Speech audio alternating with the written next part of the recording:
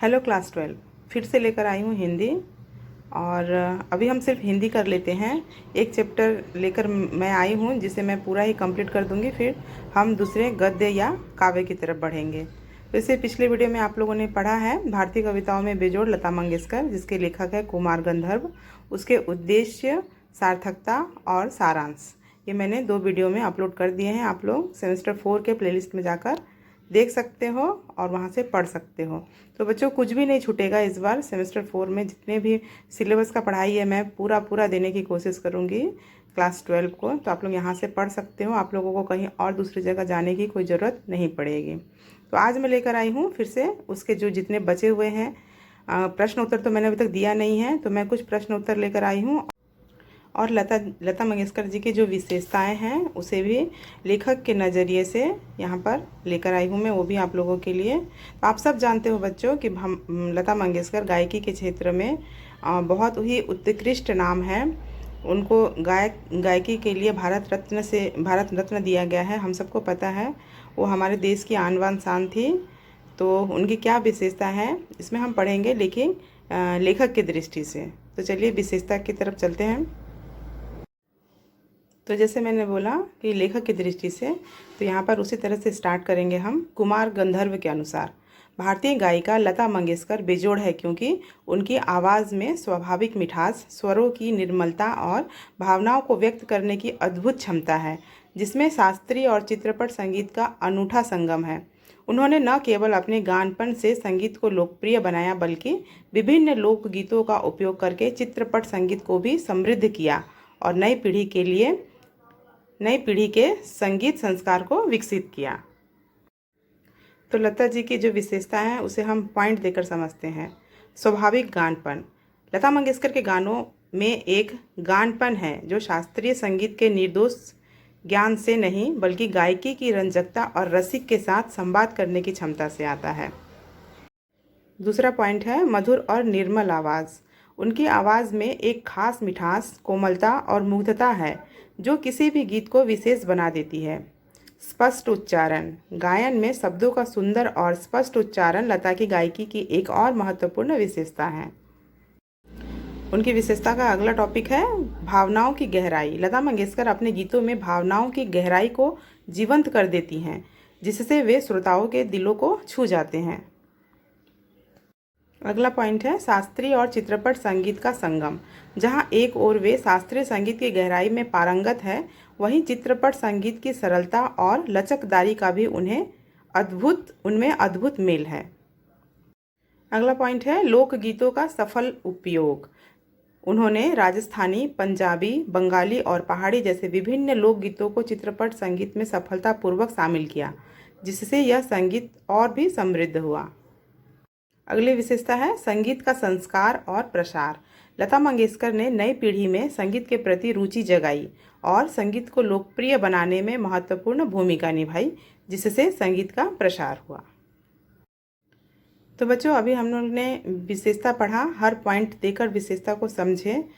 बहुत सारे पॉइंट और भी बन सकते हैं उनकी विशेषता पे, मैंने कुछ पॉइंट ही लिया है ताकि आप लोगों को पढ़ने में आसानी हो। उतना अगर पढ़ लेते हो तो आप लोग बहुत अच्छे से लिख सकोगे, और जो छोटे छोटे प्रश्न बनते हैं उससे भी पढ़ सकते हो। जैसे कि पिछली वीडियो में सारांश और सार्थकता मैंने अपलोड किया है, वहाँ से आप लोग देख लीजिए, पढ़ लीजिए। अगर वहाँ से पढ़ते हो, समझते हो पूरा सारांश, तो छोटे छोटे प्रश्न भी अच्छे से कर पाओगे। तो अब चलते हैं, सिर्फ 6 प्रश्न ही मैंने बना के लाया है आप लोगों के लिए। तो चलिए स्टार्ट करते हैं प्रश्न उत्तर। पहला प्रश्न है, लेखक ने पाठ में गानपन का उल्लेख किया है। पाठ के संदर्भ में स्पष्ट करते हुए बताएं कि आपके विचार से इसे प्राप्त करने के लिए किस प्रकार के अभ्यास की आवश्यकता है। आंसर होगा, लेखक ने पाठ में गानपन का उल्लेख किया है। यहाँ गानपन का अर्थ गाने का वह अंदाज है जो एक आदमी को भी भाव विभोर कर दे। जिस प्रकार मनुष्यता हो तो वह मनुष्य है, उसी प्रकार संगीत की विशेषता उसका गानपन होता है। लता मंगेशकर के गानों में भी गानपन मौजूद रहता है। इसे प्राप्त करने के लिए गायन में निर्मलता होना तथा गाने को नियमित अभ्यास करना आवश्यक है।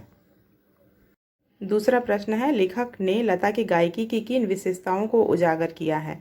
आपको लता की गायकी में कौन सी विशेषताएं नजर आती है, उदाहरण सहित समझाइए। तो हमें जितने भी आंसर करने हैं वो सब लेखक की दृष्टि से करने हैं। तो आंसर होगा इसका, लेखक ने लता की गायकी की निम्नलिखित विशेषताओं को उजागर किया है। जैसे मैंने अभी अब पिछले समय बताया आप लोगों को इनकी विशेषता, तो सेम उसी तरह से होगा। जितने आप लोग पॉइंट बढ़ा सकते हो प्रश्न के अनुसार, प्रश्न में मार्क्स कितने हैं उसके अनुसार छोटे या बड़ा कर सकते हो। तो इसमें है पहला पॉइंट गानपन। गानपन का अर्थ है गाने का वह अंदाज है जो एक आदमी को भी भाव विभोर कर दे। लता मंगेशकर के गानों को सुनकर श्रोता मुग्ध हो जाते हैं। दूसरा पॉइंट है स्वरों की निर्मलता। लता के गाने की एक और विशेषता है उनके स्वरों की निर्मलता, उनके स्वरों में कोमलता है। अगला पॉइंट है नादमय उच्चार। लता के गाने की रख और विशेषता है उसका नादमय उच्चार। उनके गीत के किन्हीं दो शब्दों का अंतर स्वरों के आलाप द्वारा बड़ी सुंदर रीति से भरा रहता है। अगला पॉइंट है सुरीलापन। उनके सुरीले गीत श्रोताओं को बहुत पसंद है। अगला पॉइंट है उच्चारण की शुद्धता। उनके गाने में उच्चारण की शुद्धता पाई जाती है। तीसरा नंबर प्रश्न है लता ने करुण रस के गानों के साथ न्याय नहीं किया है, जबकि श्रृंगार परक गाने वे बड़ी उत्कटता से गाती हैं। इस कथन से आप कहाँ तक सहमत है? तो मैंने बार बार बताया है कि यह हमें सिर्फ लेखक की दृष्टि से ही आंसर करना है, क्योंकि गद्य में दिया गया है, लेखक ने ही जैसा कहा है उसी तरह से आंसर करना है। तो यहाँ पर भी आंसर हमको उसी तरह से करना है। चलिए आंसर क्या है देखते हैं। लेखक का कहना है कि लता ने करुण रस के गानों के साथ न्याय नहीं किया है, जबकि श्रृंगार परक गाने वे बड़ी उत्कटता से गाती हैं से मैं सहमत नहीं हूँ। लता मंगेशकर ने ए मेरे वतन के लोगों गाना इतनी भावुकता तथा करुणा भरे स्वर में गाया है कि उसे सुनकर अभी भी हमारे आंखों में आंसू आ जाते हैं।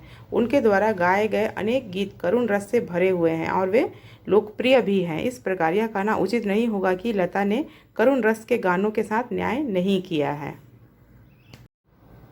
तो बच्चों इसका आंसर आप लोगों ने सुना, लेकिन यहाँ पे प्रश्न पर ध्यान देंगे हम। इस कथन से आप कहाँ तक सहमत है? तो ये जैसे लोग आम जनता जो कहेंगी, लेखक ने तो कहा है कि वो सिर्फ श्रृंगार परक ही गाने गाया करती थी, भाव से भरा हुआ गाना नहीं गाती थी। लेकिन आम जनता जो कहेगा कि ये भावपूर्ण गाने भी बहुत अच्छे से गाती थी। एग्जाम्पल के तौर पर ये मेरे वतन के लोगों, जैसा हम सुनते हैं गाना तो हमारे आँख से आंसू निकलने लगते हैं। आप लोगों ने भी सुना होगा 15 अगस्त 26 जनवरी पर यह स्कूलों में बहुत सारे सरकारी संस्थाओं में बजते रहते हैं। तो जैसे कान में पड़ता है वो हम भावुक हो जाते हैं। तो यह कहना व्यर्थ है कि उनके गाना सिर्फ श्रृंगार परक होते हैं। तो इसमें प्रश्न पूछा गया है कि आप कहाँ तक सहमत हैं? तो हम ऐसा समझते हैं कि वे सब तरह के गाने को ही बखूबी गा पाती थी। अगले प्रश्न की तरफ चलते हैं। चौथा नंबर प्रश्न है संगीत का क्षेत्र ही विस्तीर्ण है, वहाँ अब तक अलक्षित, असंशोधित और अदृष्टिपूर्व ऐसा खूब बड़ा प्रांत है, तथापि बड़े जोश से इसकी खोज और उपयोग चित्रपट के लोग करते चले आ रहे हैं। इस कथन को वर्तमान फिल्म संगीत के संदर्भ में स्पष्ट कीजिए। तो यह गद्य की ही लाइन है, इस तरह से पूछे जा सकते हैं। तो इसका आंसर कैसे करना है देखो। संगीत का क्षेत्र अत्यंत व्यापक और विस्तृत है। इसमें बहुत से राग, स्वर, ताल और धुनें ऐसी हैं जिनमें बहुत से सुधार होने बाकी हैं। वर्तमान फिल्मी संगीत में प्रतिदिन नई धुनों तथा नए स्वर का प्रयोग किया जा रहा है। इसमें शास्त्रीय संगीत के साथ साथ लोकगीत, पाश्चात्य संगीत तथा प्रांतीय गीतों को भी स्थान दिया जा रहा है। आजकल लोकगीतों का पाश्चात्य गीतों के साथ अच्छा तालमेल देखा जा रहा है। इस प्रकार वर्तमान फिल्मी संगीत में बड़े जोश के साथ नए प्रयोग किए जा रहे हैं। पांचवा नंबर प्रश्न है चित्रपट संगीत ने लोगों के कान बिगाड़ दिए। अक्सर यह आरोप लगाया जाता है। इस संदर्भ में कुमार गंधर्व की राय और अपनी राय लिखें। तो इसमें लेखक ने जो कहा है उसे भी हमें बताना है और हम क्या समझते हैं, हमारी जनता क्या समझती है उसके बारे में भी लिखना है। तो पहले कुमार गंधर्व ने क्या कहा है उसे पढ़ते हैं। कुमार गंधर्व इस बात से सहमत नहीं है कि चित्रपट संगीत ने लोगों के कान बिगाड़ दिए। उनके अनुसार चित्रपट संगीत में कई सुधार लाए हैं। इसके कारण ही लोगों को संगीत के सुरीलेपन की समझ हो रही है। चित्रपट संगीत समाज की संगीत विषयक अभिरुचि में प्रभावशाली मोड़ लाया है। इसके आगे का पैराग्राफ है यह लेखक का विचार नहीं है। मेरे विचार से वर्तमान फिल्मी दुनिया में चित्रपट संगीत शोर से भरा और तनाव पैदा करने वाला बन गया है। जहां पुराने संगीतों में सुरीलापन होता था वहीं आजकल के नए गीतों में बेतुकी, अश्लील तथा अजीब सी तुकबंदी होती है। कई ऐसे भी गाने बन रहे हैं जो आज की व्यस्त जिंदगी में मन को सुकून पहुंचाते हैं।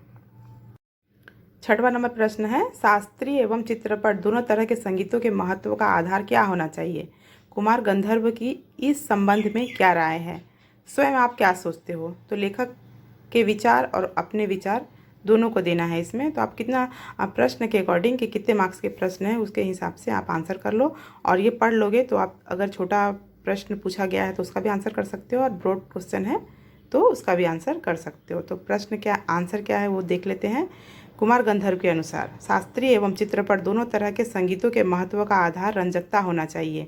शास्त्रीय संगीत हो या चित्रपट संगीत, अंत में रसिक को आनंद देने की सामर्थ्य किस गाने में कितना है, इस पर उसका महत्व निर्भर करता है। गाने की सारी मिठास, सारी ताकत उसकी रंजकता पर मुख्यतः अवलंबित रहती है। शास्त्रीय संगीत भी रंजक न हो तो बिल्कुल ही नीरस होगा। इस प्रकार मैं भी लेखक की इस बात से सहमत हूँ कि एक अच्छे संगीत में कोमल मधुरता तथा गानपन का होना अत्यंत आवश्यक है। तो यही राय रह गई कुमार गंधर्व की और आम जनता की भी। इस मैटर में दोनों ने एक जैसा ही सोचा है। तो बच्चों ये 6 प्रश्न थे, इसका आंसर मैंने निकाल के लाया है आप लोगों के लिए। मुझे ऐसा लगता है कि जैसे मैं आप लोगों को पढ़ के सुनाती हूँ, इससे भी आप लोगों को बहुत रह जाएगा मन में अगर आप लोग अच्छे से समझते हो। तो कोई कठिन चैप्टर नहीं है, अगर बार बार सुनते भी हो आप लोग तो इससे भी आपको समझ में आ जाएगा। ब्रॉड और शॉर्ट दोनों तरह के प्रश्न पूछे जाएंगे, तो आप लोग अच्छे से तैयारी कीजिए। इसके बाद मैं फिर से प्रश्न उत्तर लेकर आने वाली हूँ। फाइनल एक पार्ट और बच गया है, तो उसका इंतज़ार कीजिए कब अपलोड होगा। और इस सबसे पढ़िए, बहुत हेल्पफुल होने वाला है। और मुझे ऐसा नहीं लगता कि इसके अलावा भी आप लोगों को कहीं दूसरी जगह पढ़ाई करनी होगी।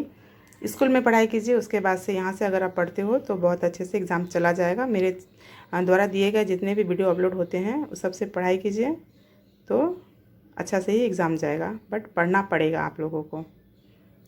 चलिए मिलते हैं अगले वीडियो में। और कोई कमेंट है, कुछ आप लोगों के सुझाव है तो वो भी दीजिए, आप लोगों का वेलकम है। चलिए मिलते हैं अगले वीडियो में। Thank you.